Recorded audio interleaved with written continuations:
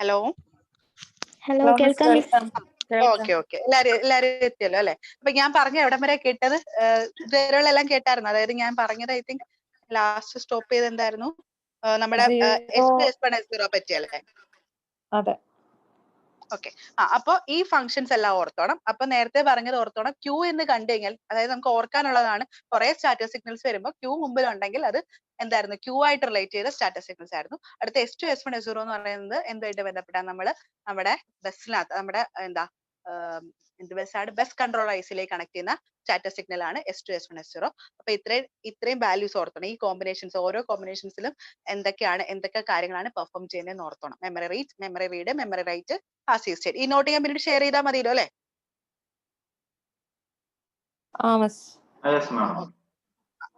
Okay. അപ്പൊ അടുത്തെന്ന് പറഞ്ഞാല് ലോക്ക് ബാർ. ലോക്ക് ബാർ എന്ന് പറഞ്ഞാൽ അടുത്ത ഒരു ഫംഗ്ഷൻ ആണ് പറയുന്നത്. ലോക്ക് ബാർ പിൻ. ലോക്ക് ബാർ പിൻ എന്ന് പറഞ്ഞാല് ഇമ്പോർട്ടന്റ് ആണ്.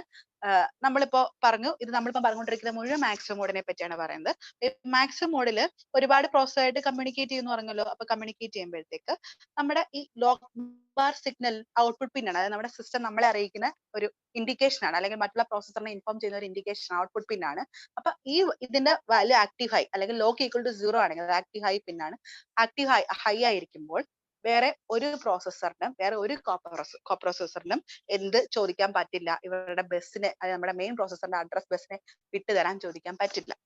അപ്പൊ ഇത് കാണുമ്പോൾ ലോക്ക് സിഗ്നൽ ഹൈ ആണെന്ന് കാണുമ്പോൾ, ആക്റ്റീവ് ഹൈ ആണെന്ന് കാണുമ്പോൾ ആർക്കും മനസ്സിലാവും, നമ്മുടെ കോപ്രോസസറിന് ചുറ്റിരിക്കുന്നവർക്ക് മനസ്സിലാവും പുള്ളിക്കാരൻ എന്തോ വലിയ കാര്യം ചെയ്തുകൊണ്ടിരിക്കുകയാണ്, ഇപ്പൊ നമുക്ക് ബസ് വിട്ട് കിട്ടത്തില്ല എന്ന് മനസ്സിലാവും. അത് ഇൻഡിക്കേറ്റ് ചെയ്യുന്നതാണ് ലോക്ക് ബാർ. ഓക്കെ ആണോ? നമുക്ക് ഈ ലോക്ക് ബാർ പിൻ നമ്മളിപ്പോ ഓക്കെ ആക്റ്റീവ് ലോ ആണ്. അതായത് ലോക്ക് ഈക്വൽ ടു 0 ആകുമ്പോഴാണ് അത് ആക്റ്റീവ് ഹൈ ആവുന്നത്. ആക്റ്റീവ് ലോ സിഗ്നൽ, അതായത് ബാർ ഉണ്ടല്ലോ, അപ്പൊ നമ്മൾ 0 കൊടുക്കുമ്പോഴാണ് അതിന്റെ വാല്യൂ ഹൈ ആവുന്നത്. നെഗറ്റീവ് ലോജിക് അല്ലേ? ഓക്കെ. അപ്പൊ നമുക്ക് ഈ ലോക്ക് ബാർ പിന്ന് ഹൈ ആയി കാണിക്കുന്ന നമ്മൾ പ്രോഗ്രാം എഴുതുന്ന സമയത്ത്, ഒരു പ്രോഗ്രാമിന് തൊട്ട് മുമ്പ് നമ്മൾ ലോക്ക് ബാർ നമ്മൾ ടൈപ്പ് ചെയ്ത പ്രോഗ്രാമിൽ നമ്മൾ കൊടുത്തു കഴിഞ്ഞാൽ, ലോക്ക് നമ്മൾ ടൈപ്പ് ചെയ്തിട്ടുണ്ടെങ്കിൽ നമുക്ക് പറയാം, ടൈപ്പ് ചെയ്തിട്ടുണ്ടെങ്കിൽ തന്നെ ഈ സിഗ്നൽ കറക്റ്റ് ഹൈ ആയി പുറത്ത് കാണിക്കും. അത് നമുക്ക് കുറച്ച് ഇൻസ്ട്രക്ഷൻ സെറ്റ്സ് ഒക്കെ പഠിച്ചു കഴിയുമ്പോൾ നമുക്ക് ആ ഒരു സിഗ്നലിനെ പറ്റി ഞാൻ പറയാം. തൽക്കാലം ഇത്ര ഓർത്തിരിക്കുക. ഈ പിന്നെ ആക്റ്റീവ് ഹൈ ആയിരിക്കുവാണെങ്കിൽ വേറെ ഒരു പ്രോസസറിനും അല്ലെങ്കിൽ കോ പ്രോസസേഴ്സിനൊന്നും നമ്മുടെ അഡ്രസ് ബസ്സിനെ നമ്മുടെ മെയിൻ പ്രോസസർ വിട്ടു കൊടുക്കത്തില്ല ആ സമയത്ത്. അപ്പൊ ഇതെല്ലാം കൺട്രോൾ ചെയ്യുന്നത് നമ്മുടെ മാക്സിമം മോഡിൽ ഈ കാര്യങ്ങളെല്ലാം കൺട്രോൾ ചെയ്യുന്നത് നമ്മുടെ 8288 ആണ്. ഓക്കെ. ഇനി അടുത്തത് ലോക്കൽ ബസ് പ്രയോറിറ്റി കൺട്രോൾ എന്ന് പറയും. അപ്പൊ നമുക്കിപ്പോ ഈ പറഞ്ഞ lock bar signal active high ഒന്നും അല്ല എന്നുണ്ടെങ്കിൽ ഇപ്പൊ ഒത്തിരി പ്രോസസർ ഇരിപ്പുണ്ട്, ഓരോ പ്രോസസറിനും എനിക്ക് ബസ് വേണം എന്ന് പറയാം അല്ലെ? ബസ് വേണം എന്ന് പറയാം. അപ്പൊ ആ ബസ് വേണം എന്ന് പറയണം എന്നുണ്ടെങ്കിൽ അതിന് രണ്ടുപേരും ഒരേ സമയം ചോദിക്കുക, ബസ്സിനെ വിട്ടുകൊടുക്കാൻ ചോദിക്കുക, രണ്ട് പ്രോസസേഴ്സ്. അപ്പൊ നമ്മൾ ഈ RQ ബാർ GT1 ബാർ അല്ലെങ്കിൽ RQ ബാർ GT0, അത് ലോക്കൽ ബസ് പ്രയോറിറ്റി കൺട്രോൾ പിന്നിനെ പറയുന്നത്. അപ്പൊ RQ ബാർ GT0 ബാറിലാണ് ആക്റ്റീവ് ഹൈ ആയി കിടക്കുന്നതെന്നുണ്ട്. അതിലുമുണ്ട് അതിലേക്ക് ഒരു കണക്ഷൻ നമ്മുടെ കോപ്രോസസറിന് പോയിട്ടുണ്ട്.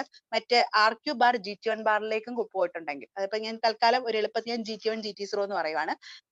രണ്ടും റിക്വസ്റ്റ് ചെയ്യാനുള്ള പിന്നുകളാണ്. അതായത് നമ്മുടെ എക്സ്റ്റേണൽ കോപ്രോസസേഴ്സിന് റിക്വസ്റ്റ് ചെയ്യാനുള്ള പിന്നാണ്. അതുകൊണ്ടാണ് RQ ബാർ എന്നും കൂടി കൊടുക്കുന്നത്. റിക്വസ്റ്റ് ചെയ്യാനുള്ള പിന്നാണ്. അപ്പോ രണ്ട് കോപ്രോസസർ ഒരേ സമയം ചോദിക്കുന്നുണ്ട്, ലോക്കൽ ബസ് അല്ലെങ്കിൽ ബസ് വിട്ടുകൊടുക്കാൻ ചോദിക്കുകയാണ്. അപ്പൊ പ്രയോറിറ്റി കൂടുതൽ ആർക്കായിരിക്കും? GT0യിലേക്ക് കണക്ട് ചെയ്ത പിന്നെ. അപ്പൊ രണ്ടുപേരും ആക്റ്റീവ് ഹൈ ആകുമ്പോഴത്തേക്ക് GT0യിലേക്ക് കണക്ട് ചെയ്തിരിക്കുന്ന ആൾക്കാർക്ക്, അല്ലെങ്കിൽ പിൻ നമ്പർ 31ൽ കണക്ട് ചെയ്തിരിക്കുന്ന ആൾക്കാർക്ക് എന്ത് വിട്ടുകൊടുക്കുന്നത്? നമ്മുടെ ബസ്സിനെ വിട്ടുകൊടുക്കുന്നത്. അപ്പൊ അത് നമുക്ക് കോപ്രോസസറിന് ബസ് വേണമെന്ന് റിക്വസ്റ്റ് ചെയ്യാനുള്ള പിന്നാണ് GT0 ബാറും GT0യും GT1 ബാറും. ഓക്കെ. അടുത്തെന്ന് പറഞ്ഞാല് അപ്പൊ നമ്മൾ പറഞ്ഞു ഈ മാക്സിമം മോഡില് നമ്മൾ റൈറ്റ് എന്നോ ALE എന്നോ ഡേറ്റ എനേബിൾ എന്നോ ഡേറ്റ ട്രാൻസ്മിറ്റ് റിസീവർ ഇതൊന്നും നമ്മൾ കണ്ടില്ല അല്ലെ? ഇതെല്ലാം എവിടെ ഉള്ളതായിരുന്നു? മിനിമം മോഡിലുള്ളതായിരുന്നു. അത് മറക്കരുത്. Write bar, ALE, DN, DTOR, R bar ഇതെല്ലാം നമ്മൾ കണ്ടത് മിനിമം മോഡിലായിരുന്നു. ഇപ്പം പറഞ്ഞത് മുഴുവൻ മാക്സിമം മോഡിലാണ്. മാക്സിമം മോഡിൽ ഈ ഫംഗ്ഷൻസ് ഒന്നുമില്ല. Not available for the processor. Write ബാറും ALE ഒന്നും മാക്സിമം മോഡിൽ അവൈലബിൾ അല്ല. ഓക്കെ, ചിലപ്പോൾ ചോദിക്കാം ഈ നെയിം തന്നിട്ട് ചോദിക്കാം ആക്റ്റീവ് മാക്സിമം മോഡിൽ അവൈലബിൾ അല്ലാത്ത ഏതാന്ന് വല്ലതും ചോദിക്കാം. അതുകൊണ്ട് അത് നോട്ട് ചെയ്ത് വെക്കുക. മാക്സിമം മോഡിൽ അവൈലബിൾ ആയിട്ടുള്ള ഏതൊക്കെയാ ഫംഗ്ഷൻസ് ആണ് നോക്കുക.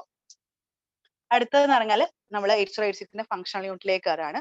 മെയിൻ ആയിട്ട് നമുക്ക് രണ്ട് ഫംഗ്ഷണൽ യൂണിറ്റ് ആണ് 8086നെ ഡിവൈഡ് ചെയ്തിരിക്കുന്നത്. ഒന്ന് bus interface unit, then execution unit. Bus interface unit, execution unit. ഈ രണ്ട് യൂണിറ്റിലും വരുന്ന കമ്പോണൻസ് ഏതൊക്കെയാണ് മറക്കരുത്. നെക്സ്റ്റ് പറയാൻ പോവാണ്. ഈ കമ്പോണൻസ് ചിലപ്പോൾ എക്സിക്യൂഷൻ യൂണിറ്റിൽ വരാത്ത ഏതാ അല്ലെങ്കിൽ ബസ് ഇന്റർഫേസ് യൂണിറ്റിൽ വരാത്ത ഏതാ എന്ന് ചോദിക്കാൻ സാധ്യതയുള്ളതാണ്. അതുകൊണ്ട് എക്സിക്യൂഷൻ യൂണിറ്റ് എന്ന് പറയുമ്പോൾ നമുക്കറിയാം എന്തൊക്കെയോ ചെയ്യാനുള്ള സ്ഥലമാണ് അല്ലെ, എന്തൊക്കെയോ കാര്യങ്ങൾ ചെയ്യാനുള്ള സ്ഥലമാണ്. അതായത് നമ്മള് പ്രോസസർ എന്ന് പറയുമ്പോൾ നമ്മുടെ മനസ്സിൽ കാൽക്കുലേഷൻസ് ആണ് വരുന്നത്. അപ്പം കാൽക്കുലേഷൻസ് എല്ലാം ചെയ്യാനുള്ള സ്ഥലമാണ് എക്സിക്യൂഷൻ യൂണിറ്റ്. അപ്പൊ കാൽക്കുലേഷൻ ചെയ്യാനുള്ള സ്ഥലമാകുമ്പോൾ എക്സിക്യൂഷൻ യൂണിറ്റിൽ എന്തായാലും എന്ത് കാണും? ALU കാണും അല്ലെ, ALU കാണും. അതുപോലെ ALU ചെയ്യുന്ന റിസൾട്ട്സ് എല്ലാം, അതിന്റെ റിസൾട്ട്സിന്റെ സ്റ്റാറ്റസ് എല്ലാം കാണിക്കുന്ന ഒരാളാണ് നമ്മൾ എപ്പോഴും പറയുന്നത് ഫ്ലാഗ് രജിസ്റ്റേഴ്സ് എന്ന് പറയുന്നത്.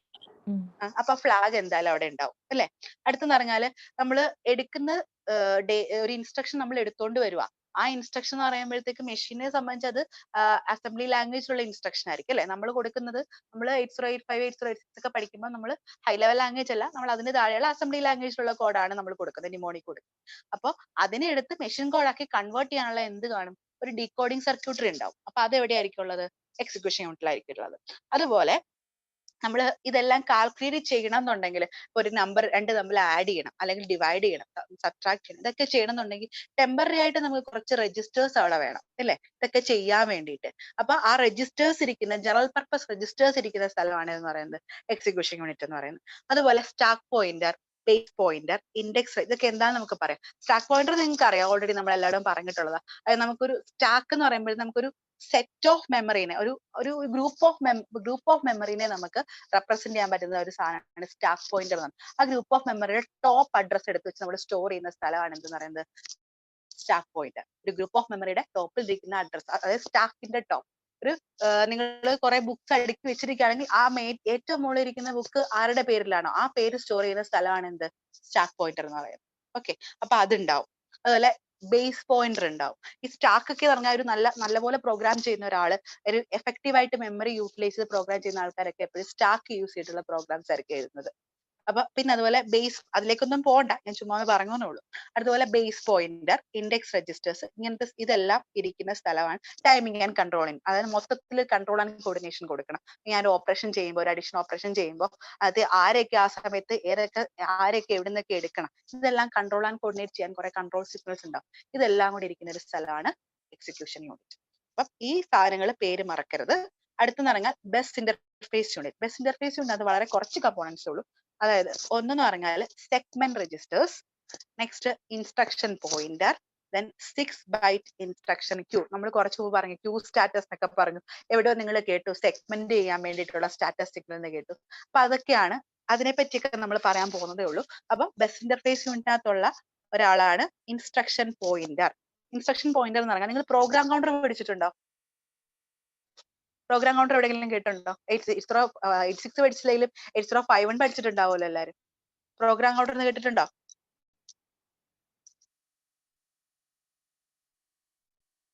ഹലോ, നെക്സ്റ്റ് ഇൻസ്ട്രക്ഷന്റെ പോയിന്റർ അല്ലേ അത്? അതെ തന്നെ. നെക്സ്റ്റ് ഇൻസ്ട്രക്ഷൻ എക്സിക്യൂട്ട് ചെയ്യാൻ നമ്മൾ ഏതാണോ നെക്സ്റ്റ് ഇൻസ്ട്രക്ഷൻ ചെയ്യാൻ പോകുന്നത് അയാളുടെ അഡ്രസ്സ് നമ്മൾ സ്റ്റോർ ചെയ്ത് വെച്ചിരിക്കുന്ന സ്ഥലമാണ് എന്ത്? നമ്മുടെ പ്രോഗ്രാം കൗണ്ടർ എന്നാണ്.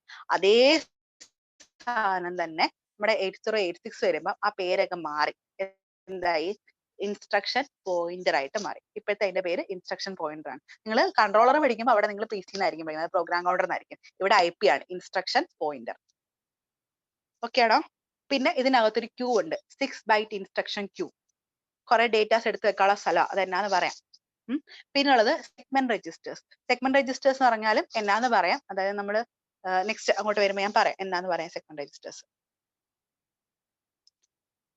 ഫോളോ ചെയ്യാൻ പറ്റുന്നുണ്ടോ എല്ലാവർക്കും? Okay miss. ഓക്കെ.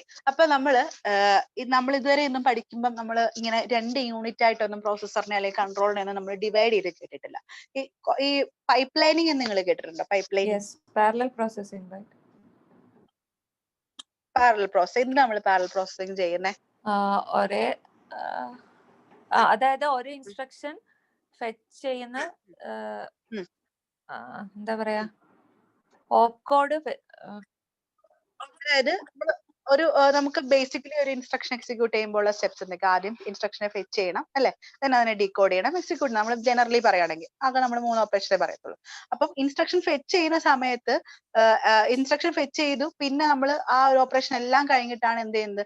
അടുത്ത് എക്സിക്യൂട്ട് ചെയ്യുന്നത്. അപ്പൊ ഒരു ഇൻസ്ട്രക്ഷൻ എടുത്തു, പിന്നെ നമ്മൾ കുറെ സമയം വെറുതെ വേസ്റ്റ് ആയി, വേറെ മെമ്മറി ഒക്കെ വെറുതെ അവിടെ കിടപ്പുണ്ട്.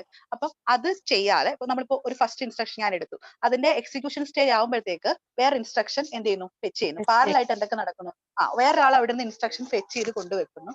ഇവിടെ പ്രോസസർ ഇവിടെ നിന്ന് എന്ത് ചെയ്യുന്നു? തൊട്ട് മുമ്പുള്ള ഇൻസ്ട്രക്ഷൻ എക്സിക്യൂട്ട് ചെയ്യുന്നു. എക്സിക്യൂട്ട് ചെയ്യുന്ന സമയത്ത് നെക്സ്റ്റ് ഇൻസ്ട്രക്ഷൻ എടുത്തുകൊണ്ട് വരുന്ന വേറെ ആരോ അവിടെ ഇരുന്നുണ്ട്. അങ്ങനെ ഈ പൈപ്പ് ലൈനിങ് അതായത് ഒരേ സമയം 2 കാര്യം ചെയ്യാൻ വേണ്ടിയിട്ട് നമ്മുടെ 8086 പൈപ്പ് ലൈനിങ് എന്നൊരു പ്രൊസീജർ ഇംപ്ലിമെന്റ് ചെയ്തിട്ടുണ്ട്. അപ്പൊ അതിന് വേണ്ടിയിട്ടാണ് നമ്മൾ ഈ 2 ആയിട്ട് യൂണിറ്റിനെ ഡിവൈഡ് ചെയ്തിരിക്കുന്നത്, എക്സിക്യൂഷൻ യൂണിറ്റ് എന്നും ബസ് ഇന്റർഫേസ് യൂണിറ്റ് എന്നും. ഈ ബസ് ഇന്റർഫേസ് യൂണിറ്റ് ആണ് എക്സ്റ്റേണൽ മെമ്മറിയുമായിട്ടുള്ള കാര്യങ്ങളെല്ലാം, അതായത് നമ്മുടെ പ്രോസസറും എക്സ്റ്റേണൽ മെമ്മറി ആയിട്ടുള്ള ഇന്റർഫേസ് ആണ് ആരെന്ന് പറയുന്നത്? Bus interface unit.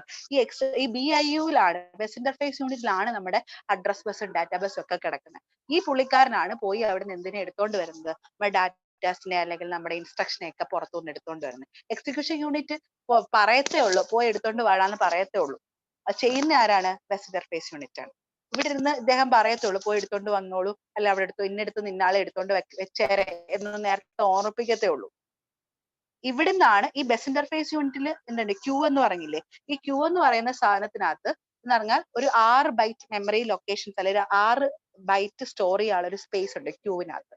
ഈ 6 ബൈറ്റിലും വെച്ചിരിക്കുന്ന എന്നായിരിക്കും? ഇങ്ങനെ അഡ്വാൻസ് ആയിട്ട് എടുത്തോണ്ട് വെച്ചിരിക്കുന്ന ഓപ്പ് കോഡുകളായിരിക്കും, അല്ലെങ്കിൽ ഇൻസ്ട്രക്ഷൻസ് ആയിരിക്കും. അപ്പൊ ഈ പറഞ്ഞ ക്യൂവിൽ നിന്നാണ് പിന്നീട് ആരെടുത്തോണ്ട് പോകുന്നത്? എക്സിക്യൂഷൻ യൂണിറ്റ് എടുത്തോണ്ട് പോകുന്നത്. ഇപ്പൊ ക്യൂ എന്താന്ന് മനസ്സിലായോ?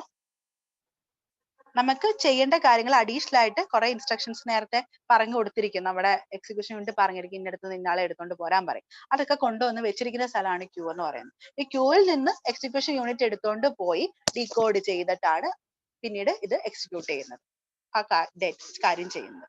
അപ്പൊ ഇവിടെ എക്സിക്യൂട്ട് ചെയ്യും, വീണ്ടും അടുത്ത ആളിനെ പോയി ബസ് ഇന്റർഫേസ് യൂണിറ്റ് എടുത്തോണ്ട് വരും. അപ്പൊ അതിനൊരു ഫിഗർ ഉണ്ട്. ആ ഫിഗർ കാണുമ്പോൾ നിങ്ങൾക്ക് കുറച്ചുകൂടി മനസ്സിലാവും. ഇത് കണ്ടോ? ഇവിടെ ബസ് ഇന്റർഫേസ് യൂണിറ്റ് എന്ന് എഴുതിയിരിക്കുന്നുണ്ട് ലോവർ സൈഡ്, ലോവർ റൈറ്റ് പോർഷനിൽ. അവിടെയാണ് അഡ്രസ് ലൈൻ, ഡേറ്റ ലൈൻ എല്ലാം കൊടുത്തത്. അഡ്രസ് ലൈൻ, ഡേറ്റ ലൈൻ ഒന്ന് തന്നെയാണ്, നമ്മൾ റെപ്രസെന്റ് ചെയ്തിരിക്കുന്നത് 2 കാണിച്ചിട്ടുണ്ടെന്നേ ഉള്ളൂ. ആക്ച്വലി ഒരു ലൈൻ തന്നെയാണ്, അഡ്രസ് ലൈൻ തന്നെയാണ് 2 ആക്ട് ചെയ്യുന്നത്. അതുപോലെ നമ്മൾ ഈ പറഞ്ഞ BHE ബാർ S7, അത് നമ്മൾ മിനിമം മോഡിൽ പറഞ്ഞ സിഗ്നൽസ് കിടക്കുന്നുണ്ടോ? Read bar, write bar, interrupt, acknowledge, ALE, ഇതെല്ലാം കിടക്കുന്ന ഈ സിഗ്നൽസ് എല്ലാം വരുന്ന എവിടെ നിന്നുള്ള കണക്ഷൻ ആണ്?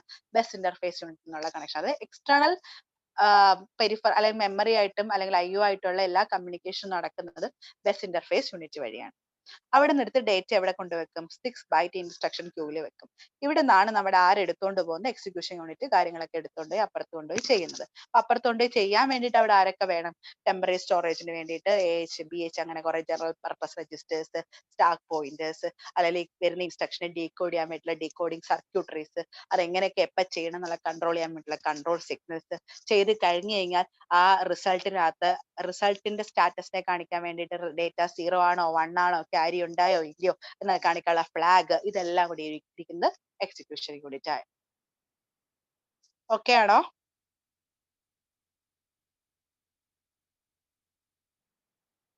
ആരെങ്കിലും ഒന്ന് റെസ്പോണ്ട് ചെയ്ത്.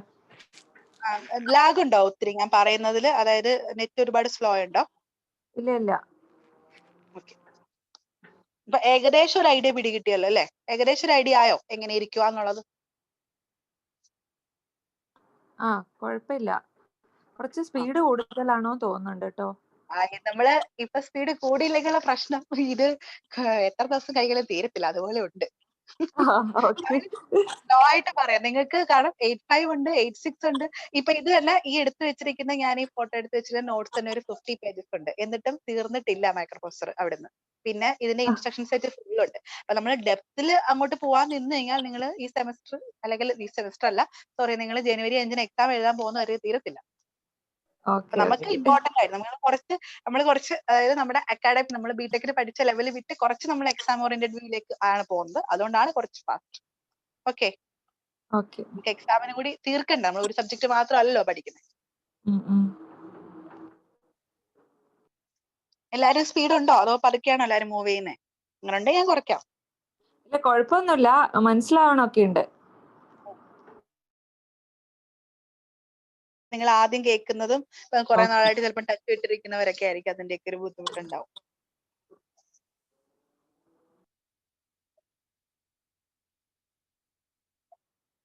അപ്പോൾ ഈ പാരലൽ പ്രോസസ്സിംഗ് ചെയ്യുന്ന 2 യൂണിറ്റ് ആണ് BAU ആൻഡ് എക്സിക്യൂഷൻ യൂണിറ്റ്. അവർ രണ്ടുപേരും പാരലൽ ആയിട്ടാണ് പ്രോസസ്സുകൾ ചെയ്യുന്നത്. ഓക്കെ, അപ്പൊ പൈപ്പ് പ്ലാനിങ് ഇതിനകത്ത് ഉള്ളതിന്റെ മെയിൻ റീസൺ ഇങ്ങനെ രണ്ടായിട്ട് നമ്മുടെ യൂണിറ്റിനെ ഡിവൈഡ് ചെയ്തിട്ടുള്ളത് കൊണ്ടാണ്. 8085 പൈപ്പ് പ്ലാനിങ് ഇല്ല, അവിടെ എക്സിക്യൂഷൻ യൂണിറ്റ് എന്നോ ബസ് ഇന്റർഫേസ് യൂണിറ്റ് എന്നോ ഇങ്ങനെ രണ്ടായിട്ട് ഡിസ്ക്രീറ്റ് ചെയ്തിട്ടൊന്നുമില്ല.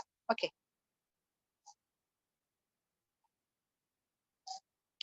അപ്പൊ ഇന്ന് നമുക്ക് എക്സിക്യൂഷൻ യൂണിറ്റിലുള്ള ആൾക്കാരെയൊക്കെ ഒന്ന് പരിചയപ്പെടാം. അപ്പൊ എക്സിക്യൂഷൻ യൂണിറ്റിലാണ് നമ്മൾ പറഞ്ഞു എന്തൊക്കെയുണ്ടെന്ന്. ജനറൽ പർപ്പസ് രജിസ്റ്റർ ഉണ്ട്, പോയിന്റേഴ്സ് ഉണ്ട്, പോയിന്റർ രജിസ്റ്റേഴ്സ് ഉണ്ട്, ഇൻഡെക്സ് രജിസ്റ്റേഴ്സ് ഉണ്ട്, സെഗ്മെന്റ് രജിസ്റ്റേഴ്സ് ഉണ്ട്, ഇൻസ്ട്രക്ഷൻ പോയിന്റർ ഉണ്ട്, സ്റ്റാറ്റസ് ഫ്ലാഗ് ഉണ്ട്. ഇത്രയാണ് നമ്മൾ എക്സിക്യൂഷൻ യൂണിറ്റിൽ പഠിച്ചത്. അപ്പോ 8086 എത്ര ജനറൽ പർപ്പസ് രജിസ്റ്റേഴ്സ് ഉണ്ട്? 4 ജനറൽ പർപ്പസ് രജിസ്റ്റേഴ്സ് ഉണ്ട്. എല്ലാം 16 ബിറ്റ് രജിസ്റ്റേഴ്സ് ആണ്. A, B, C, D 4 registers, ABCD. Okay, ഈ ABCD തന്നെ എല്ലാം 16 ബിറ്റ് ആണ്. ഇതിനെ തന്നെ നമുക്ക് 8 ബിറ്റ് ആയിട്ട് യൂസ് ചെയ്യാൻ പറ്റും. അപ്പൊ അതിന് വേണ്ടിയിട്ട് ഇതിന് രണ്ടായി, ഓരോ രജിസ്റ്റേഴ്സിനെ നമുക്ക് 2 ഹാഫ് ആക്കി ഡിവൈഡ് ചെയ്തിട്ടുണ്ട്. AH ഉം AL, ഹയർ ബൈറ്റ് വരുന്നിടം AH, ലോവർ ബൈറ്റ്സ് വരുന്നിടം AL. അതുപോലെ BX-നെയും CX-നെയും എല്ലാം ഇങ്ങനെ BL, BH, CL, CH, DL, DH ഇങ്ങനെ ഡിവൈഡ് ചെയ്തിട്ടുണ്ട്. ഓക്കെ, അടുത്തത് നമ്മുടെ AX രജിസ്റ്റർ. നമ്മൾ ആസ് യൂഷ്വൽ എല്ലായിടവും പഠിച്ചിട്ടുണ്ട്. A എന്ന് പറയുമ്പോഴേ എന്താണ്? അക്യൂമുലേറ്റർ. അതായത് മെയിൻ ആയിട്ട് ഏത് ഇൻസ്ട്രക്ഷൻ വന്നാലും ഈ രജിസ്റ്റേഴ്സിന്റെ പേരൊന്നും പറഞ്ഞിട്ടില്ല എന്നുണ്ടെങ്കിൽ അവിടെ എല്ലാ ഡേറ്റാസും സ്റ്റോറിങ് എല്ലാം വരുന്നത് എവിടേക്കായിരിക്കും? അക്യൂമുലേറ്ററിലായിട്ടായിരിക്കും. എല്ലാം അക്യൂമുലേറ്റ് ചെയ്യുന്ന സ്ഥലം. നമ്മൾ 85 ഒക്കെ എടുത്തു കഴിഞ്ഞാൽ എനിക്ക് തോന്നുന്നു ഇപ്പം ആഡ് B എന്നേ കാണത്തുള്ളൂ, A പറയത്തില്ല. 85 നിങ്ങൾക്ക് പഠിക്കാനില്ല, എന്നാലും പറയാം ആഡ് B എന്നേ കാണത്തുള്ളൂ. അതിന്റെ അർത്ഥം A അവിടെ ഉണ്ട്, A എന്ന് ഇൻസ്ട്രക്ഷനിൽ പറയത്തില്ല. അവിടെ ഡിഫോൾട്ട് ആയിട്ട് ഒരു രജിസ്റ്റർ Aയും Bയും കൂടെ ആയിരിക്കും ആഡ് ചെയ്യുന്നത്. അതുപോലെ തന്നെ ഇവിടെയും നമ്മുടെ അക്യൂമുലേറ്റർ രജിസ്റ്റർ ആണ് A രജിസ്റ്റർ. അടുത്തെന്ന് പറഞ്ഞാല് B register, C register, D register. അപ്പൊ ഇതിനെല്ലാം സ്പെഷ്യൽ രജിസ്റ്റേഴ്സ്, സ്പെഷ്യൽ പർപ്പസുകളുണ്ട്. അതായത് നമ്മൾ മെമ്മറി ഒക്കെ കാൽക്കുലേറ്റ് ചെയ്യുമ്പോൾ നമുക്കറിയാം നമ്മുടെ 8086 ഒരു 16 ബിറ്റ് പ്രോസസർ ആണെന്ന്. പക്ഷെ നമ്മൾ എടുക്കുന്ന അഡ്രസ്സുകളെല്ലാം എത്ര ബിറ്റ് ആണ്? 20 ബിറ്റ്. 20 ബിറ്റ്സ് ആണ്. അപ്പൊ ഇതിനകത്ത് ചെയ്യുന്ന എല്ലാം 16 ബിറ്റിലുള്ള കാര്യങ്ങളായിരിക്കും ചെയ്യുന്നത്.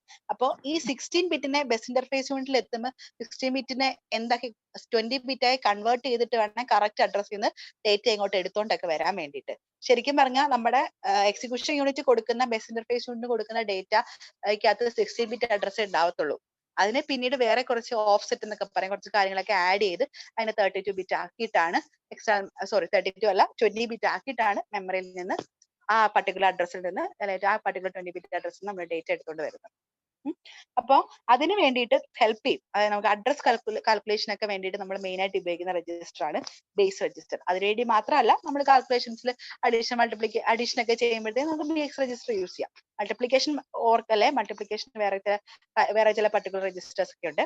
അല്ലാതുള്ള സാധാരണ ഓപ്പറേഷൻസ് ഒക്കെ നമുക്ക് സാധാരണ ഏത് ഓപ്പറേഷൻ നമുക്ക് B രജിസ്റ്ററും C രജിസ്റ്ററും ഒക്കെ യൂസ് ചെയ്യാൻ പറ്റും. ഇത് കൂടാതെ നമ്മൾ ഇങ്ങനെ പറഞ്ഞ ചില ഓഫ്സെറ്റ് മെമ്മറി അഡ്രസ് കാൽക്കുലേഷന് വേണ്ടിയിട്ട് നമ്മൾ ബേസ് രജിസ്റ്റേഴ്സ് യൂസ് ചെയ്യാറുണ്ട്. അതുപോലെ CX രജിസ്റ്റർ സാധാരണയുള്ള ജനറൽ പർപ്പസ് ഓപ്പറേഷൻ കൂടാതെ നമ്മൾ കൗണ്ട് രജിസ്റ്റർ എന്ന് പറയുന്നത് എന്തിനാണ്? CX register. C for count, ഓർത്തോളം, C ഫോർ കൗണ്ട്. അതായത് ഒരു ലൂപ്പ് ഒക്കെ എക്സിക്യൂട്ട് ചെയ്യുന്നു, എത്ര തവണ ലൂപ്പ് എക്സിക്യൂട്ട് ചെയ്യുന്നു, അപ്പൊ ഇത്ര തവണ എക്സിക്യൂട്ട് ചെയ്യാൻ പാടില്ലെങ്കിൽ എത്ര തവണ എക്സിക്യൂട്ട് ചെയ്യണം എന്നുള്ള ഒരു കൗണ്ട് കൊടുക്കുന്ന സ്ഥലമാണ്, ഡിഫോൾട്ട് ആയിട്ടുള്ള കൗണ്ട് സ്റ്റോർ ചെയ്യുന്ന സ്ഥലമാണ് CX രജിസ്റ്റർ. അതുകൊണ്ട് ഓർത്തോണം, എവിടെയെങ്കിലും ക്വസ്റ്റിനകത്ത് ഏത് രജിസ്റ്റർ ആണ് കൗണ്ട് രജിസ്റ്റർ ആയിട്ട് ടാഗ് ചെയ്യുന്നതെന്ന് ചോദിച്ചാൽ C രജിസ്റ്റർ ആണ്. ഓക്കെ, അടുത്തത് D രജിസ്റ്റർ. D രജിസ്റ്റർ എന്ന് പറഞ്ഞാല് നമ്മള് മൾട്ടിപ്ലിക്കേഷൻ ഓപ്പറേഷൻ ഒക്കെ ചെയ്യുമ്പോഴത്തേക്ക് ഹയർ ബൈറ്റുകളെ സ്റ്റോർ ചെയ്യാൻ അല്ലെങ്കിൽ ഡിവിഷൻ ഓപ്പറേഷൻ ഒക്കെ നടക്കും. അതായത് നമ്മുടെ ഡിഫോൾട്ട് ആയിട്ടുള്ള രജിസ്റ്ററിൽ ഡേറ്റ അതിന് ഉൾക്കൊള്ളാൻ പറ്റുന്നതിനപ്പുറം ഡേറ്റാസ് ഒക്കെ വരുന്ന സമയത്ത് ഡിഫോൾട്ട് ആയിട്ട് അങ്ങനത്തെ മൾട്ടിപ്ലിക്കേഷൻ ഡിവിഷൻ ഓപ്പറേഷനിൽ ഡിഫോൾട്ട് ആയിട്ട് വരുന്ന ഒരു രജിസ്റ്റർ ആണ് ഡി രജിസ്റ്റർ. അതുപോലെ നമ്മൾ എക്സ്റ്റേണൽ പോർട്ടുകളുമായിട്ട് അതിൽ എക്സ്റ്റേണൽ പെരിഫറൽസ് ആയിട്ട് നമ്മൾ കമ്മ്യൂണിക്കേറ്റ് ചെയ്യുന്നു. പോർട്ടുകൾ എന്ന് പറയുന്നത് പെരിഫറൽ ആയിട്ട് കമ്മ്യൂണിക്കേറ്റ് ചെയ്യുന്നതിന് നമ്മൾ എന്ത് വഴിയാണ് കമ്മ്യൂണിക്കേറ്റ് ചെയ്യുന്നത്? പോർട്ട് വഴി കമ്മ്യൂണിക്കേറ്റ് ചെയ്യാന്ന് പറയും. അപ്പം ആ എക്സ്റ്റേണൽ ഡേറ്റ ആയിട്ട് അങ്ങനെ എക്സ്റ്റേണൽ പോർട്ടായിട്ട് കമ്മ്യൂണിക്കേറ്റ് ചെയ്യുമ്പോഴത്തേക്ക് ആ പോർട്ടിന്റെ അഡ്രസ് ഒക്കെ സ്റ്റോർ ചെയ്ത് വെക്കുന്നതൊക്കെ ഡി രജിസ്റ്ററിലാണ്. അപ്പൊ ഇത്രയും കാര്യം ഓർത്ത് വെക്കുക. ഒന്ന്, നമ്മൾ IO പോർട്ടുകൾ ഡേറ്റ ട്രാൻസ്ഫർ മെമ്മറിയും അല്ലെങ്കിൽ IO ഡിവൈസുകളൊക്കെ ഡേറ്റ ട്രാൻസ്ഫറിങ് നടക്കുമ്പോൾ ഉപയോഗിക്കുന്ന രജിസ്റ്റർ ഡി രജിസ്റ്റർ. അതുപോലെ മൾട്ടിപ്ലിക്കേഷൻ ഡിവിഷനകത്ത് ഡിഫോൾട്ട് ആയിട്ട് വരുന്ന രജിസ്റ്റർ ആണ് ഡി രജിസ്റ്റർ. സി രജിസ്റ്റർ എന്ന് പറയുമ്പോൾ ഫോർ കൗണ്ട്, ബി രജിസ്റ്റർ എന്ന് പറയുമ്പോൾ four calculating memory address, effective memory address calculate ചെയ്യാൻ ബി. ഇതൊക്കെ ഇതിന്റെ സ്പെഷ്യൽ ഫംഗ്ഷനുകളാണ്. ബി, സി, ഡിയുടെ സ്പെഷ്യൽ ഫംഗ്ഷൻസ് ആണ് ഈ പറഞ്ഞല്ല. ഇത് കൂടാതെ നമ്മുടെ സാധാരണ ഓപ്പറേഷൻസിലും ഇവയെല്ലാം ഉപയോഗിക്കാൻ പറ്റും. ഇനി അടുത്തതാണ് നമ്മൾ പോയിന്റർ രജിസ്റ്റർ ഉണ്ടെന്ന് പറഞ്ഞു. സ്റ്റാക്ക് പോയിന്റർ, ബേസ് പോയിന്റർ, പിന്നെന്താ source index register, destination index register എന്ന് പറഞ്ഞു.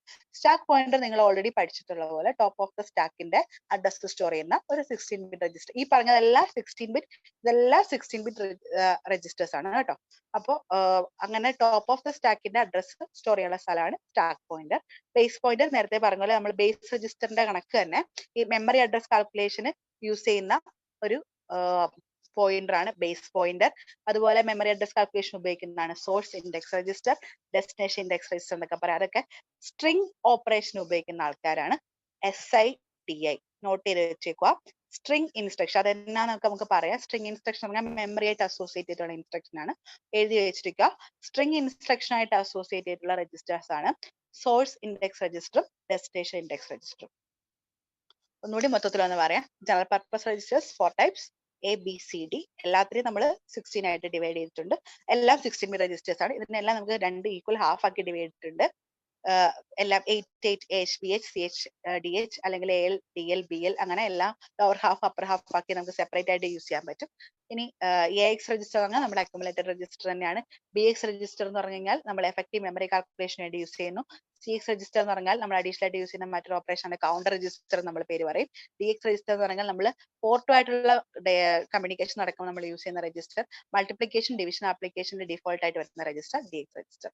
ഇനി ബേസ് പോയിന്റർ, സ്റ്റാക്ക് പോയിന്റർ എന്ന് പറഞ്ഞാൽ ടോപ്പ് ഓഫ് ദ സ്റ്റാക്കിന്റെ അഡ്രസ് സ്റ്റോർ ചെയ്യുന്ന സ്ഥലം. ബേസ് പോയിന്റർ എന്ന് പറഞ്ഞാൽ നമ്മൾ മെമ്മറി അഡ്രസ് കാൽക്കുലേഷൻ ആയിട്ട് ബന്ധപ്പെട്ട് base index register, base register പോലെ തന്നെ മെമ്മറി അഡ്രസ് കാൽക്കുലേഷൻ ആയിട്ട് ബന്ധപ്പെട്ട രജിസ്റ്റേഴ്സ് ആണ് base pointer, source index, destination index. അത് സോഴ്സ് ഇൻഡെക്സും ഡെസ്റ്റിനേഷൻ ഇൻഡെക്സും മെയിൻ ആയിട്ട് നമ്മൾ യൂസ് ചെയ്യുന്നത് സ്ട്രിംഗ് ഇൻസ്ട്രക്ഷൻസ് വേണ്ടിയാണ്. സ്ട്രിംഗ് ഇൻസ്ട്രക്ഷൻ ഇത്രയും നിങ്ങൾ ഓർത്ത് വെക്കുക. ഓക്കെ, ഇത്രയപ്പം തന്നെ ഒരുപാട് ആയിക്കാണോ അല്ലെ? ഓക്കെ, ഒരുപാടായല്ലേ ഇപ്പൊ തന്നെ കേട്ടപ്പോ? ഇല്ല മിസ്സേ, കുഴപ്പമില്ല. അടുത്തത് നമ്മൾ ഈ സെഗ്മെന്റ് രജിസ്റ്റേഴ്സ് എന്ന് കേട്ടു അല്ലെ? ഈ സെഗ്മെന്റ് രജിസ്റ്റർ എവിടെയായിരുന്നു ഇരിക്കുന്നത്? എക്സിക്യൂഷൻ യൂണിറ്റിലാണോ ബസ് ഇന്റർഫേസ് യൂണിറ്റിലായിരുന്നോ? BIU. അപ്പൊ ഇതുവരെ ഇതുവരെ പറഞ്ഞത് മുഴുവൻ നമ്മൾ എവിടുത്തെ ആയിരുന്നു? എക്സിക്യൂഷൻ യൂണിറ്റുള്ള രജിസ്റ്ററുകളുടെ കാര്യങ്ങളായിരുന്നു പറഞ്ഞിരുന്നത്. ഇനി നമുക്ക് BIU നമ്മൾ കുറെ രജിസ്റ്റേഴ്സിന്റെ പേര്, എന്റെ ഈ സെഗ്മെന്റ് രജിസ്റ്റർ എന്ന് കേട്ടു, നിങ്ങൾ ഇൻസ്ട്രക്ഷൻ പോയിന്റർ എന്ന് കേട്ടു, അതുപോലെ പിന്നെ ഒരു യൂണിറ്റും കൂടി ഉണ്ടായിരുന്നു, നമ്മുടെ ക്യൂ ഉണ്ടായിരുന്നു, ഇൻസ്ട്രക്ഷൻ ക്യൂ ഉണ്ടായിരുന്നു. സെഗ്മെന്റ് രജിസ്റ്റർ എന്ന് പറഞ്ഞു കഴിഞ്ഞാല് നമ്മള് ശരിക്കും പറഞ്ഞാൽ മെമ്മറീനെ നമുക്കൊരു നമ്മുടെ ഒരു എടുത്തിട്ട് നമ്മുടെ വീട്ടിലെ ഒരു സിസ്റ്റം എടുത്തിട്ട് നിങ്ങൾ അതിനകത്ത് ഹാർഡ് ഡിസ്കിനെ നിങ്ങൾ വെറുതെ അങ്ങ് മൊത്തത്തിൽ ഒറ്റ സെക്ഷൻ ആയിട്ടാണ് നിങ്ങൾ ഉപയോഗിക്കുന്നത്. നിങ്ങൾ അതിനെ ഡിവൈഡ് ചെയ്ത് കുറെ ഡ്രൈവുകൾ, കുറെ സിയും എയും ബിയും ഒക്കെ നമ്മൾ പാർട്ടീഷൻ ചെയ്യത്തില്ലേ? അതുപോലെ തന്നെ മെമ്മറീനെ എന്ത് ചെയ്യുന്നുണ്ട്? പാർട്ടീഷൻ ചെയ്തിട്ടുണ്ട്, സെഗ്മെന്റ് ചെയ്തിട്ടുണ്ട്. അതായത് മിനിമം നമ്മുടെ മെമ്മറീനെ 4 സെഗ്മെന്റുകൾ മിനിമം അതിനകത്ത് ഉണ്ടാവണം. ആ 4 സെഗ്മെന്റുകളുടെ പേരാണ് code segment, data segment, stack segment, extra segment. അപ്പം ഓരോ സെഗ്മെന്റുകളിലും ഓരോ പർട്ടിക്കുലർ ടൈപ്പ് ഓഫ് ഡേറ്റ ആയിരിക്കും സ്റ്റോർ ചെയ്യുന്നത്. ഒരു ഇൻസ്ട്രക്ഷന് പല പല ഭാഗങ്ങളുണ്ട്. ഓപ്കോഡിന്റെ ഭാഗമുണ്ട്, ഓപ്പറൻസ് വരുന്ന ഭാഗമുണ്ട്. ആ ഓപ്പറൻസ് തന്നെ പല രീതിയിലുണ്ട്. കോൺസ്റ്റന്റുകൾ വരും, വേരിയബിൾ വരും, അങ്ങനെ പല രീതിയുണ്ട്. അപ്പൊ ഇതൊക്കെ ഓരോ മെമ്മറിയുടെ ഓരോരോ സ്ഥലത്തേക്കായിരിക്കും എന്ത് ചെയ്തിടുന്നത്, കോപ്പി ചെയ്തിടുന്നത് അല്ലെങ്കിൽ സ്റ്റോർ ചെയ്തിടുന്നത്. അപ്പൊ ചുമ്മാ തോന്നിയ പോലെ അവിടെ എവിടെയെങ്കിലും ഒക്കെ പിടിച്ചിടുകയല്ല ചെയ്യും. ഈ പാർട്ടീഷൻ ചെയ്തിരിക്കുന്ന സ്ഥലത്തായിരിക്കും അതിന് ഓരോന്നിനും ഓരോ സ്പെസിഫിക് ഏരിയ മാപ്പ് ചെയ്തിട്ടുണ്ട്, അവിടേക്ക് ആയിരിക്കും സ്റ്റോർ ചെയ്യാം. അപ്പോ ഈ പറഞ്ഞ പാർട്ടീഷൻ ചെയ്ത് കിടക്കുന്ന മെമ്മറികളുടെയൊക്കെ സ്റ്റാർട്ടിംഗ് അഡ്രസ്, ഇപ്പൊ കോഡ് സെഗ്മെന്റ് എന്ന് പറയുന്ന ആ ഒരു പർട്ടിക്കുലർ സെഗ്മെന്റിന്റെ സ്റ്റാർട്ടിംഗ് അഡ്രസ് സ്റ്റോർ ചെയ്ത് വെച്ചിരിക്കുന്ന സ്ഥലമാണ് സെഗ്മെന്റ് രജിസ്റ്റേഴ്സ്. അപ്പൊ കോഡ് സെഗ്മെന്റ് രജിസ്റ്റർ എന്ന് പറഞ്ഞാൽ കോഡ് സെഗ്മെന്റിന്റെ സ്റ്റാർട്ടിംഗ് അഡ്രസ് സ്റ്റോർ ചെയ്യുന്ന സ്ഥലം. ഡേറ്റ സെഗ്മെന്റ് രജിസ്റ്റർ എന്ന് പറഞ്ഞാൽ ഡേറ്റ സെഗ്മെന്റ് മെമ്മറിയുടെ ഡേറ്റ സെഗ്മെന്റ് ഇങ്ങനെ ഞാൻ ഒരു ഇത് കാണിക്കും, ഒരു ഫിഗർ കാണിക്കും, കുറച്ചുകൂടി മനസ്സിലാവും. ഇവിടെ റൈറ്റ് സൈഡിൽ നോക്കിക്കേ, ഇപ്പൊ ഒരു മെമ്മറി നിങ്ങൾക്ക് അറിയാം എത്ര ബൈറ്റ് മെമ്മറി ആക്സസ് ചെയ്യാൻ പറ്റും നമുക്ക് using this 886 processor? 1 megabyte. 1 megabyte. 1 megabyte എന്ന് പറഞ്ഞാൽ ഇവിടെ തൊട്ട് ഇവിടെ വരെ വരും. നമ്മൾ എത്ര ബിറ്റ് വെച്ചാ റെപ്രസെന്റ് ചെയ്യുന്നത്? 20 ബിറ്റ് വെച്ചാ റെപ്രസെന്റ് ചെയ്യുന്നത് അല്ലെ? 20 ബിറ്റ് എന്ന് പറയുമ്പോൾ നമ്മൾ ഹെക്സാഡെസിമൽ എഴുതുമ്പോൾ എത്ര ഡിജിറ്റ്? 5 ഡിജിറ്റ്. 0000 അങ്ങനെ 5 zeros to 5F വരെ ആയിരിക്കും നമ്മുടെ മെമ്മറിയുടെ അഡ്രസ് പോയിരിക്കുന്നത്. ശരിയാണോ? 00000 up to F 5F വരെ. ഇതായിരിക്കും നമ്മുടെ എന്തെന്ന് പറയുന്നത് address range in the memory. എന്നാലേ ശരിയാവത്തുള്ളൂ, 1 megabyte ആവത്തുള്ളൂ. Yes. മനസ്സിലായില്ല? ഓക്കെ മനസ്സിലായി. അപ്പോ ആ മെമ്മറിനെയാണ് ഞാൻ പല സെഗ്മെന്റ് ആയി കാൽക്കുലേറ്റ് ചെയ്തിരിക്കുന്നത് അല്ലെ? പല സെഗ്മെന്റ് എന്ന് പറയുമ്പോൾ അതിനെ ഞാൻ എക്സ്ട്രാ സെഗ്മെന്റ് ആക്കി ഡിവൈഡ് ചെയ്തു, സ്റ്റാക്ക് സെഗ്മെന്റ് ആക്കി ഡിവൈഡ് ചെയ്തു, ഡാറ്റ സെഗ്മെന്റ് ആയിട്ട് ഡിവൈഡ് ചെയ്തു, കോഡ് സെഗ്മെന്റ് ആയിട്ട് ഡിവൈഡ് ചെയ്തു. ഓക്കെ. അപ്പോ ഇതിന് മുകളിലോട്ട് വേറെ മെമ്മറിയുടെ ഭാഗങ്ങൾ 4 സെഗ്മെന്റ് ആയിട്ട് തീരുന്നില്ല, വേറെ ഉണ്ട്. പക്ഷെ മിനിമം ഈ ഒരു 4 സെഗ്മെന്റ്, ഈ ഓരോ സെഗ്മെന്റിന്റെയും സൈസ് എത്രയായിരിക്കണം അതും കൂടി നോട്ട് ചെയ്ത് വെച്ചോ. 64 KB. ഈ സെഗ്മെന്റിന്റെയും സൈസ് 64 KB ആണ്. ഓക്കെ. അപ്പം മെമ്മറിയുടെ 2000 ലെഫ്റ്റ് സൈഡ് നോക്കോ, സെഗ്മെന്റ് അഡ്രസ്സിൽ മെമ്മറി 00 to FF വരെ ഉണ്ട്. ഇതിന് ഇന്റർമീഡിയറ്റ് ആയിട്ടുള്ള കുറച്ച് അഡ്രസ്സുകൾ എടുത്തിട്ടാണ് ഇവർ ഈ 4 സെഗ്മെന്റ് ആക്കി പാർട്ടീഷൻ ചെയ്ത് വെച്ചിരിക്കുന്നത്. ബാക്കിയുള്ള സ്ഥലങ്ങളൊക്കെ വേറെ ആവശ്യങ്ങൾക്ക് വേണ്ടി ഉപയോഗിക്കുന്നുണ്ട്. ഇത് നമ്മുടെ ഓപ്കോണിന്റെ കുറച്ച് കാര്യങ്ങളൊക്കെ സ്റ്റോർ ചെയ്യാൻ വേണ്ടി ഉപയോഗിച്ചിരിക്കുന്ന സ്ഥലമാണ്. അപ്പൊ 2000 ആയിരിക്കും കോഡ് സെഗ്മെന്റ് രജിസ്റ്ററിന്റെ സ്റ്റാർട്ടിംഗ് അഡ്രസ് എന്ന് പറയുന്നത്.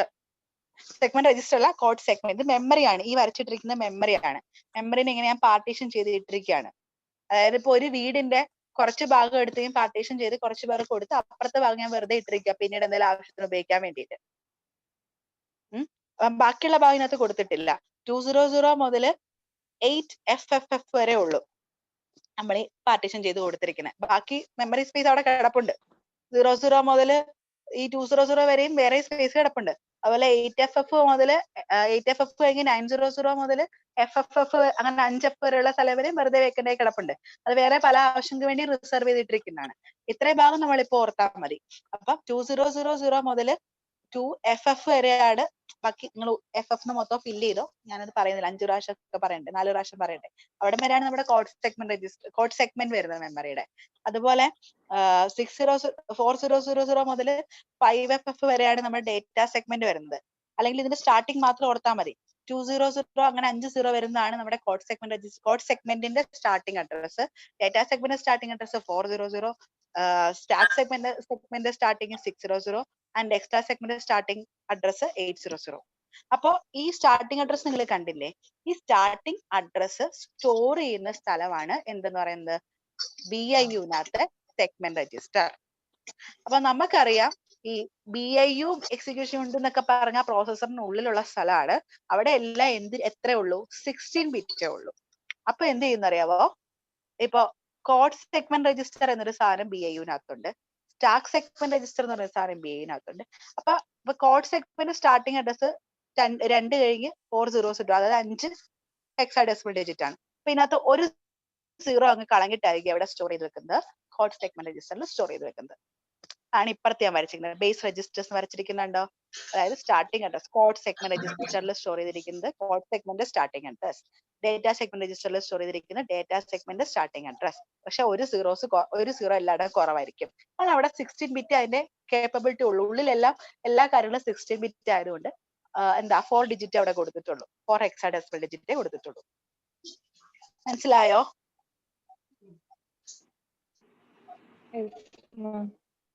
വേറെ ആരും അനങ്ങുന്നില്ലല്ലോ?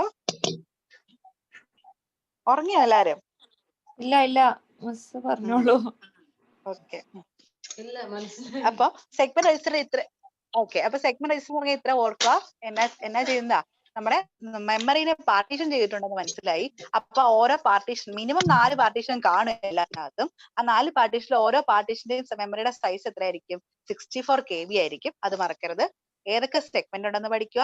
ഈ ഓരോ സെഗ്മെന്റിന്റെ സൈസ് എത്രയാണ്? 64 വെച്ചാണ്. എവിടെ തൊട്ട് എവിടെ വരെയാണ് ഈ പാർട്ടീഷൻ നടത്തിയിരിക്കുന്നത്? 2000 മുതൽ 8000 വരെ അങ്ങനെയാണ്. അത് സ്റ്റാർട്ടിങ് മാത്രമേ ഞാൻ പറയുന്നുള്ളൂ. പാർട്ടീഷൻ ചെയ്തിരിക്കുന്നത് ഇതിന്റെ സ്റ്റാർട്ടിംഗ് അഡ്രസ് ഇൻ 16 ബിറ്റ് ഫോർമാറ്റിൽ സ്റ്റോർ ചെയ്യുന്ന സ്ഥലമാണ് സെഗ്മെന്റ് രജിസ്റ്റർ ഇൻ BIU. ഇത്ര ഓക്കെ ആണോ?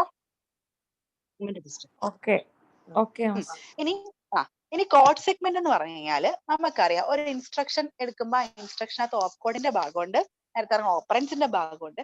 അപ്പൊ ഇൻസ്ട്രക്ഷനിന്റെ ഓഫ് കോഡുകൾ സ്റ്റോർ ചെയ്യുന്ന സ്ഥലം അല്ലെങ്കിൽ കോഡിന്റെ ഭാഗം സ്റ്റോർ ചെയ്യുന്ന ഇൻസ്ട്രക്ഷൻ കോഡുകൾ, അഡിഷൻ, മൾട്ടിപ്ലിക്കേഷൻ, ആഡ്, മള്ള് എന്നൊക്കെ പറയുന്ന ഈ ഓഫ് കോഡുകൾ സ്റ്റോർ ചെയ്യുന്ന സ്ഥലമാണ് കോഡ് സെഗ്മെന്റ്. ഇനി ഡേറ്റ സെഗ്മെന്റ് എന്ന് പറഞ്ഞാല് വേരിയബിൾസ്, ഡേറ്റാസ്, അല്ലെങ്കിൽ നമ്മൾ A,001 എന്നൊക്കെ നമ്മൾ കൊടുക്കത്തില്ലേ, ആ കോൺസ്റ്റന്റുകള് അല്ലെങ്കിൽ ഏതെങ്കിലും വേരിയബിൾ ഉണ്ടെങ്കിൽ പ്രോഗ്രാമിനകത്ത് പല വേരിയബിൾസ് ഉണ്ടാവും. ആ വേരിയബിൾസ് സ്റ്റോർ ചെയ്യുന്ന സ്ഥലം. ഹൈ ലെവൽ ലാംഗ്വേജ് ഒക്കെ പറയുകയാണെങ്കിൽ നമ്മൾ A എന്നും B എന്നൊക്കെ കൊടുക്കത്തില്ല, അങ്ങനത്തെ വാല്യൂസ് സ്റ്റോർ ചെയ്യുന്ന സ്ഥലം. അതൊക്കെ സ്റ്റോർ ചെയ്യുന്ന സ്ഥലമാണ് നമ്മുടെ ഡേറ്റ സെഗ്മെന്റ് എന്ന് പറയുന്നത്. ഇനി അടുത്ത് സ്റ്റാക്ക് സെഗ്മെന്റ്. സ്റ്റാക്ക് സെഗ്മെന്റ് എന്ന് പറഞ്ഞു കഴിഞ്ഞാല് നമ്മളിപ്പോ ഒരു പ്രോഗ്രാമിനകത്ത് സബ് റൂട്ടീൻസ് എന്ന് പറഞ്ഞാൽ അറിയാമോ? ഒരു പ്രോഗ്രാം ചെയ്തിട്ട് നമ്മൾ ഇടയ്ക്ക് വെച്ചൊന്ന് നിർത്തിയിട്ട് ചെറിയ പ്രോഗ്രാമിലേക്ക് നമ്മൾ മെയിൻ ഫംഗ്ഷനിൽ നിന്ന് സബ് ഫംഗ്ഷൻസ് എഴുതാറില്ലേ? ഇല്ലേ? നിങ്ങള് ഇതൊക്കെ പഠിക്കുമ്പോ ഹൈ ലെവൽ ലാംഗ്വേജസ് ഒക്കെ പഠിച്ചിട്ടുള്ളവർക്ക് എല്ലാവർക്കും അറിയാം, നമ്മൾ സബ് പ്രോഗ്രാംസ് എഴുതാറുണ്ട്. അപ്പൊ ആ സബ് പ്രോഗ്രാമുകളിലേക്കൊക്കെ പോകേണ്ട അഡ്രസ് അത് സ്റ്റോർ ചെയ്യുന്ന സ്ഥലം. അതുപോലെ നമ്മളിപ്പോ ഒരു സബ് പ്രോഗ്രാം അല്ലെങ്കിൽ ഒരു കോൾ ചെയ്ത് ഏതെങ്കിലും ഒരു പർട്ടിക്കുലർ ഫംഗ്ഷൻ ചെയ്യാൻ പോയി, അവിടെ നിന്ന് എനിക്ക് തിരിച്ചു വരാൻ വേണ്ടിയിട്ട് വീണ്ടും മെയിൻ പ്രോഗ്രാമിലേക്ക് വരണമെങ്കിൽ ആ മെയിൻ പ്രോഗ്രാമിന്റെ അഡ്രസ് ഒക്കെ എവിടെയെങ്കിലും ഒക്കെ സ്റ്റോർ ചെയ്തിട്ടുണ്ടേ, അതൊക്കെ സ്റ്റോർ ചെയ്ത സ്ഥലമാണ് നമ്മുടെ അതാണ് നമ്മുടെ സ്റ്റാക്ക് സെഗ്മെന്റ്. സ്റ്റാക്ക് സെഗ്മെന്റ് അത് സ്റ്റോർ ചെയ്യുന്ന സ്ഥലമാണ് സ്റ്റാക്ക്. ഓക്കെ, അത് നമ്മള് പുഷും പുള്ളും ഒക്കെ ഓപ്പറേഷൻ ഇല്ലേ? പുഷൊക്കെ അറിയത്തില്ലേ? പുഷും പുള്ളും ഒക്കെ സ്റ്റാക്ക് ഓപ്പറേഷൻസ് അല്ലേ? സ്റ്റാക്ക് ഓപ്പറേഷൻസ് ആയിട്ട് ബന്ധപ്പെട്ട അഡ്രസ്, അതായത് സബ് റൂട്ടീൻസിലേക്കൊക്കെ പോയിട്ട് തിരിച്ചു വരാൻ വേണ്ടിയിട്ട് PC എവിടെ മെയിൻ പ്രോഗ്രാമിൽ എവിടേക്ക് വരണം, ഇങ്ങനത്തെ ഇതെല്ലാം അതായത് നമ്മളിപ്പോ ഒരു വലിയൊരു പ്രോഗ്രാം എഴുതി, അതിന്റെ ഇടയ്ക്കും ഒരു മെയിൻ പ്രോഗ്രാമിന്റെ ഇടയ്ക്കൂടെ ഞാൻ ഏതെങ്കിലും ഒരു പർട്ടിക്കുലർ സബ് ഫംഗ്ഷനിലേക്ക് ചാടി പോകുമ്പോ നമ്മുടെ പ്രോഗ്രാം കൗണ്ടറിന് പകരം ഇവിടെ ഉള്ള ആരാണ്? Instruction pointer. ഇൻസ്ട്രക്ഷൻ പോയിന്ററിലേക്ക് എങ്ങോട്ടാ ചാടി പോകണ്ടേ, ആ ചാടി പോകേണ്ട അഡ്രസ് ആയിരിക്കും ഇൻസ്ട്രക്ഷൻ പോയിന്ററിലേക്ക് നമ്മൾ എഴുതി വെച്ച് സേവ് ചെയ്ത് വെക്കും. അപ്പൊ തിരിച്ചു വരണം എന്നുണ്ടെങ്കിൽ ഈ IP ഇത് വല്ലതും ഉണ്ടോ? തിരിച്ചു വരണം എന്നുണ്ടെങ്കിൽ എവിടെ സ്റ്റോർ ചെയ്ത് വെക്കണം? ഈ സ്റ്റാക്ക് സെഗ്മെന്റിൽ സ്റ്റോർ ചെയ്ത് വെക്കും.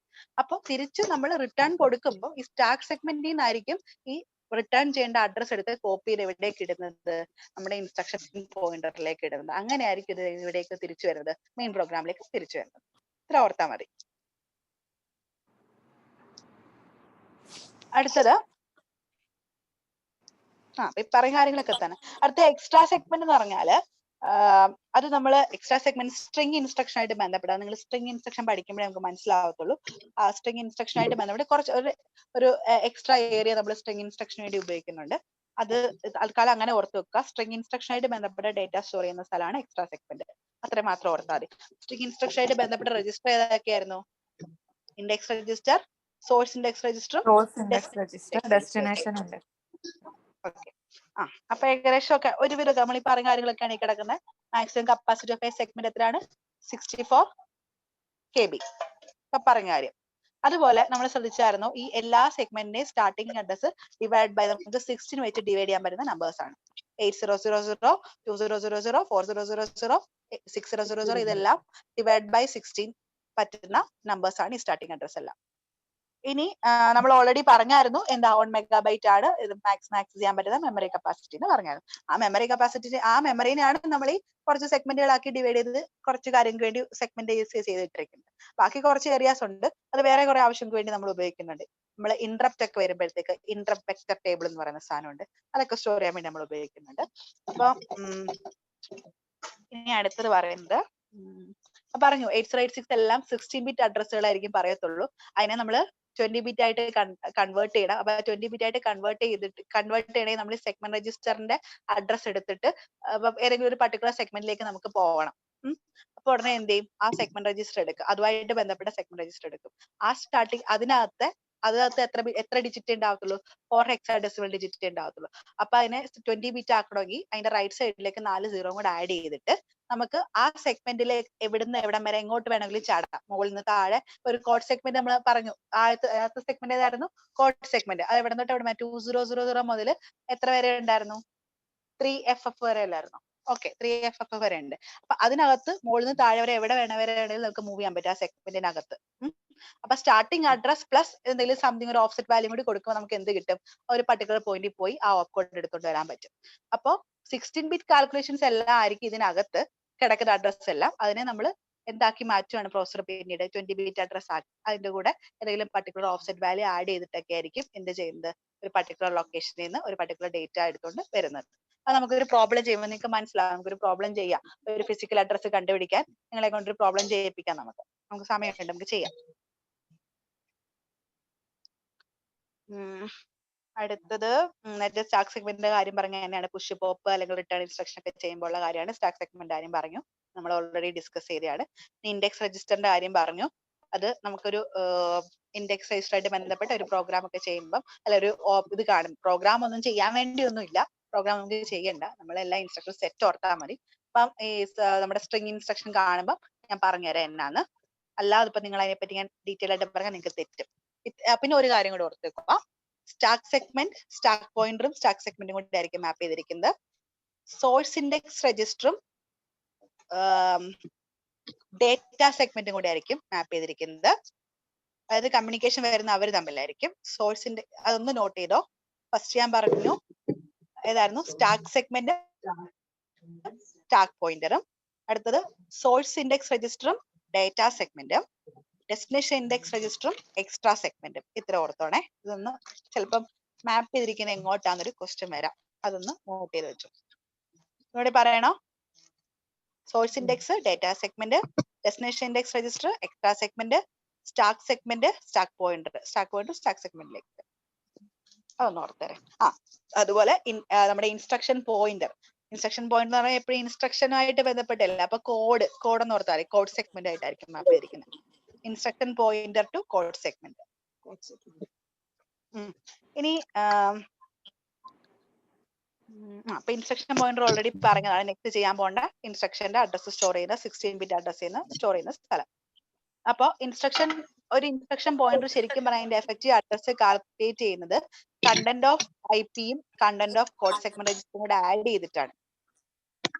ഇൻസ്ട്രക്ഷൻ പോയിന്ററിലുള്ള ഡേറ്റയും കോഡ് സെഗ്മെന്റ് രജിസ്റ്ററിലുള്ള വാല്യൂ കൂടി ആഡ് ചെയ്തിട്ടാണ് എന്ത് കണ്ടുപിടിക്കുന്നത്, കോഡ് സെഗ്മെന്റ് രജിസ്റ്ററിലെ അതിന്റെ പർട്ടിക്കുലർ അഡ്രസ് കണ്ടുപിടിക്കുന്നത്. അത് നമുക്ക് ഇത് ഒരു പ്രോബ്ലം ചെയ്യുമ്പോൾ നിങ്ങൾക്ക് ശരിയാവും. ഫിസിക്കൽ മെമ്മറി അഡ്രസ് കണ്ടുപിടിക്കാൻ വേണ്ടി ചെയ്യുമ്പോൾ നിങ്ങൾക്ക് മനസ്സിലാവും. ഇപ്പൊ നിങ്ങൾ അതിനെപ്പറ്റി ബോധഡ് ആവണ്ട. അടുത്തത് ഫ്ലാഗ് ഇമ്പോർട്ടന്റ് ആണ്. ഫ്ലാഗ് 16 ബിറ്റ് ഫ്ലാഗ് ആണ് യൂസ് ചെയ്യുന്നത്. ആ 16 ബിറ്റ് ഫ്ലാഗില് എല്ലാ പോർഷനും നമ്മൾ യൂസ് ചെയ്യുന്നില്ല. ആകെ 9 ബിറ്റ് പോർഷൻ മാത്രമേ യൂസ് ചെയ്യത്തുള്ളൂ. അപ്പൊ ഈ ബിറ്റ് ലൊക്കേഷൻസ് പഠിച്ചേ പറ്റൂ. ചിലപ്പോൾ ഇടയ്ക്കെങ്ങാണ്ട് എത്രാമത്തെ ബിറ്റ് പൊസിഷൻ ആണെന്ന് ചോദിച്ചു കഴിഞ്ഞാൽ നമുക്ക് കാണാൻ പഠിച്ചേ പറ്റത്തുള്ളൂ. അപ്പം ഫസ്റ്റ് പൊസിഷൻ, അപ്പൊ ഈ 16 ബിറ്റില് 9 സ്റ്റാറ്റസ് ഫ്ലാഗ് നമ്മൾ യൂസ് ചെയ്യുന്നുള്ളൂ. ആ 9-നകത്ത് തന്നെ 7 എണ്ണം മാത്രമാണ് ആ 9-നകത്ത് തന്നെ 6